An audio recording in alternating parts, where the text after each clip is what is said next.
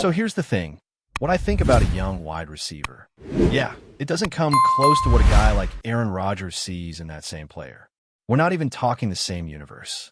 The way an elite quarterback views a receiver, the little things he notices, the expectations he sets, it's a whole different level. It's almost unfair to even compare.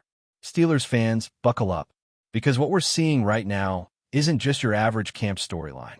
This feels like a turning point, not just for Roman Wilson, but for how this new-look offense is shaping its identity. Let's rewind just a bit. Remember the buzz around Wilson when the Steelers took him in the 3rd round?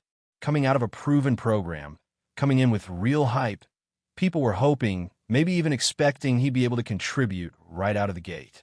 And then, bam, injuries, setbacks, lost rhythm, lost time. That little head start rookies need? Gone. The train had already left the station, and Wilson wasn't on it. And just like that, his rookie year faded into a blur.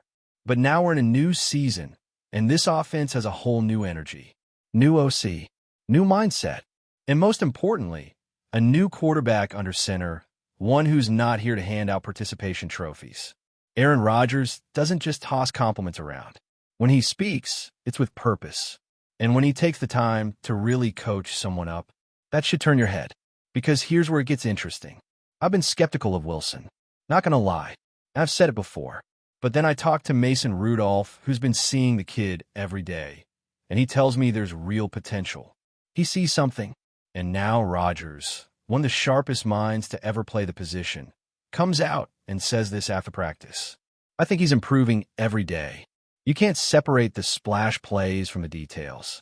He made a couple of big catches the other night, sure. But we're coaching him hard. His position coach is on him. I'm on him because the small things, the details, they're what make the difference. We wouldn't be pushing him like this if we thought he was just another guy. I think he's got a shot to be special. So we're holding him to that standard. That's not just some casual camp praise. That's a statement. That's a challenge. Rodgers is planting the flag, saying, this guy can be great, but we're not letting him take the easy road. To me, that tells you everything you need to know about how this staff is approaching Roman Wilson now. They're not just seeing a receiver who can make a couple of highlight plays. They're seeing a player who needs to hit that next level, and they're putting the pressure on him to do it. Not out of frustration, but because they believe he can get there. But let's be real. It also says something about where Wilson was just a few months ago. That metaphor about the moving train, that's not just colorful language. It's exactly what happened. The offense evolved, the schemes got sharper, the playbook deeper, and Wilson wasn't ready for that. His routes weren't precise, his timing was off, and that stuff matters a lot at this level. In the NFL, if you're not where you're supposed to be, exactly when you're supposed to be there, the quarterback's not throwing you the ball. Period. Fast forward to now. Wilson is finally healthy. He's back in the mix. And we're starting to see flashes, those glimpses that make coaches and quarterbacks sit up and pay attention. Like that crossing route the other day, where Mason fired a bullet right over the middle.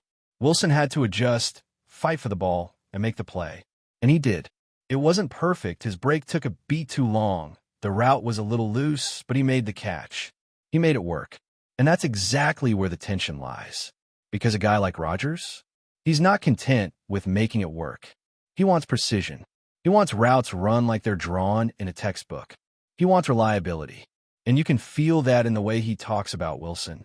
The praise is always followed by a but. That's how high the bar is. And that's a good thing. Because if Rodgers and this coaching staff saw Wilson as just another body, they wouldn't be wasting their time coaching him this hard. They'd say, nice catch, kid, and move on. But they're not. They're digging in. They're pushing him. They're holding him accountable because they need him to be more. And here's where we go even deeper. Wilson doesn't have the physical tools to coast. He's not a burner. He's not a 6'4" monster who can out-jump everybody. He's not going to get by on raw athleticism alone. He needs to win with precision. He needs to win with timing. He needs to be the kind of receiver who's always where the quarterback expects him to be. And right now, he's not quite there. Not consistently. This is where the Antonio Brown comparisons always come in. Well, AB was the same size. Sure, But AB had one of the most relentless work ethics the league has ever seen. His route running wasn't just good. It was clinical, surgical. That's how he got open. That's how he dominated, despite being undersized. So yeah, if we're going to make that comparison, we better be ready to talk about what AB really brought to the table. So here we are. Rodgers is setting the tone. The staff is leaning in. And Wilson? He's got the opportunity. But it's going to come down to how he responds. Does he clean up those routes? Does he sharpen the details? Does he earn that trust snap after snap? Because make no mistake, this isn't about one nice catch in a preseason game. This is about what happens next. Do you take that flash and turn it into consistency? Do you become the guy who doesn't just make plays, but makes every play look the same, polished, crisp, dependable? That's what separates the guys who hang around for a few years from the ones who make real careers in this league. And Rodgers knows that. He's seen it all. If he's calling for more, it's because he sees the ceiling. And let's not ignore the context here. The Steelers need someone to step into that WR2 role. They need more firepower, more separation, more detail. That whole room is up for grabs outside of the number 1 spot, and Wilson's right there in the thick of it. He's got the pedigree. He's got the reps. Now he just needs the polish. So yeah, we might be coming at it from different angles. Rodgers, Rudolph, me, fans, everyone watching, but we're all looking at the same picture. And the question is no longer whether Roman Wilson can make a splash. The question is whether he can become the kind of receiver this team can depend on. One who shows up every week, runs the right route at the right depth, makes the tough catches, and earns the quarterback's trust. Because that's what's on the line here. Not hype, not potential, not flashes, but consistency, accountability, professionalism. Now here's where things really start to take shape. Because it's not just about Roman Wilson anymore. It's about what happens when a young player enters a locker room full of expectations, noise, competition, pressure, and professionals who already know exactly how the league works. See, in college, being talented is enough to get you on the field. You can run sloppy routes, miss a block or two, get coached up later. But in the NFL, you miss one step on a route, you're not getting the ball. You miss a block, your quarterback's on ground. That's the difference. It's not just about athleticism. It's about trust, about earning it, keeping it, living in it every single snap. That's what Roman Wilson's fighting for right now. That's why Rodgers, the staff, the vets, they're pressing him. Not to be mean, not to break him, but because the only way you make it in this league is by becoming a pro in every sense of the word. It's not glamorous. Most of the work that actually matters, fans don't see it. You don't see the 6 a.m. film sessions or the extra reps after everyone's left the field. You don't see the quiet conversations in meeting rooms where a coach rewinds the same play 6 times, trying to explain the footwork detail Wilson missed. But that's where careers are made. That's where trust is built or lost. And when you've got a future Hall of Famer like Rodgers saying, "We're holding this guy to a high standard," that's a signal. That's a very public way of putting the pressure on. It's not a throwaway comment. It's calculated. It's a challenge, but it's also a vote of confidence. He's not saying that about every young wide receiver. He's saying it about this one. Now, is Wilson responding? That's the million-dollar question. In that preseason game at Acrisure Stadium, we saw some signs. He looked sharper, more physical. He wasn't just running the routes. He was fighting for positioning. He was looking for space. And on that pass across the middle from Rudolph, he didn't flinch. He went after it, made the play. That was big, not because it'll be in the highlight reel, but because it shows growth. But let's not pretend one good play solves everything. I watched that same route and saw the delay in the cut, saw the missed timing. It worked, sure, but if it's 3rd and 6 in week 3 against Baltimore and your break is half a second late, that throw doesn't happen. That drive dies. That's the margin. That's the league. You're either on time or you're not open. And this is where we separate potential from production. Roman Wilson has potential. That's clear. But so do hundreds of guys who never last past their rookie contracts. The difference is whether you turn that potential into something real, something trusted, something consistent. You know what I keep coming back to? That AB comparison. It's everywhere. Well, he's the same height. He's the same build. Okay, but AB was different. He wasn't just a technician. He was obsessive. He worked like his life depended on every single step of every single route. He wanted the ball every play, and he earned it by being the most reliable target on the field. Quarterbacks knew that if they put the ball anywhere near him, he'd make it work. That wasn't talent. That was work. And Wilson? He's not there. Not yet. But the opportunity is right in front of him. Rodgers is giving him a lane. The coaches are giving him reps. The staff is investing in him. That doesn't happen by accident. In this league, you get one, maybe two chances to seize your moment. This might be his. But here's something we rarely talk about, the mental side. Because this pressure, this scrutiny, it's heavy. It's not easy for a young guy to step into a room full of veterans, legends, coaches who have zero patience for missed assignments, and say, yeah, I belong here. That takes more than confidence. It takes preparation. It takes resilience. And that's where we'll really see what Roman Wilson is made of. Because if you're paying attention, Rodgers is doing something else here. He's setting a tone. He's establishing a culture. He's basically telling the whole team, this is what we expect now. It's not just about catching passes and making splash plays. It's about running crisp routes, blocking on run plays, knowing your assignment inside and out, being reliable. Every snap, that's the standard. And Wilson just became the poster child for it. It's almost like Rodgers is using Wilson as the example. Like, hey, look, if this guy can step it up and do the work, any of you can. That's leadership. That's how you change the trajectory of a team. Not by screaming in huddles or giving post-game speeches, but by quietly raising the bar and making sure everyone feels it. And honestly, that might be the best thing that ever happened to Roman Wilson. Because left to his own devices, maybe he floats. Maybe he turns into a solid WR4, a guy who rotates in, catches 25 balls a season, and fades into the background. But now, he's got Rodgers in his ear. He's got coaches dissecting every step. And he knows exactly what's expected. No excuses. No shortcuts. Just work. The thing about young players is they usually don't know how close they are to making the leap or falling off entirely. One week you're catching passes with the ones in camp. The next, you're buried on the depth chart, not even traveling with the team. That's how fast it moves. And Wilson? He's standing on that edge. Every practice, every rep, it matters. Now let's zoom out for a second. This wide receiver room isn't exactly locked up. Outside of the number one guy, it's wide open. That WR2 spot is sitting there, waiting for someone to claim it. And nobody's done it yet. Not consistently. So what happens if Wilson gets just a little bit more precise? A little more physical? What happens if he starts stacking days, week after week, no missed assignments, no sloppy routes, just clean football? You think Rodgers won't notice? You think he won't reward that? So here's the takeaway. This isn't just about one receiver. It's about a culture shift. It's about what happens when talent meets accountability, when hype meets hard coaching, when the bar is raised and the player either rises to it or doesn't. But before we dive in, don't forget to subscribe to Steelers Nation Central and hit the like button on this video. Your support helps us keep bringing you the latest updates on the Pittsburgh Steelers. And don't forget to share your thoughts on the news in the comments below.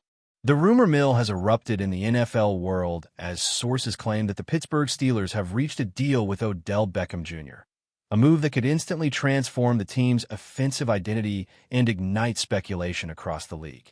According to insider chatter, discussions that began quietly behind closed doors months ago have finally reached a breakthrough, with both parties allegedly eager to finalize terms before the preseason begins. While official confirmation is still pending, the mere hint of Beckham Jr. joining a Steelers roster has sparked feverish excitement among fans and analysts alike, who are already projecting the type of dynamic, high-octane attack that could emerge from such a pairing. The whispers suggest that the Steelers, long known for their disciplined, methodical approach to offense, may be preparing to pivot toward a more explosive, vertical passing game designed to maximize Beckham Jr.'s unmatched athleticism and ability to create separation at the line of scrimmage. As rumors swirl, commentators have started speculating about the impact on the team's existing personnel, wondering whether quarterback options, coaching schemes, and offensive line configurations might all see adjustments to accommodate a player of Beckham Jr.'s stature, skill set, and high-profile presence, raising questions about chemistry, leadership, and locker room dynamics that could define the upcoming season. The potential signing of Odell Beckham Jr. by the Pittsburgh Steelers has sent shockwaves through the sports media, with insiders hinting at a secretive negotiation process filled with strategic timing and tactical maneuvering.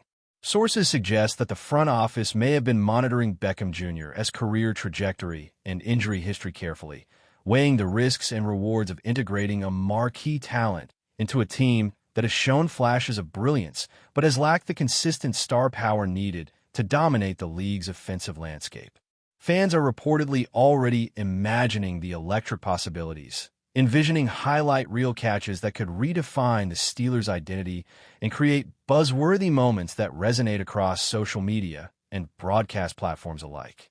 Analysts have begun dissecting playbooks and schematics in real time, theorizing how offensive coordinators might unleash formations that leverage Beckham Jr.'s speed, route-running precision, and ability to make defenders miss in open space, all while balancing the contributions of existing receivers and tight ends.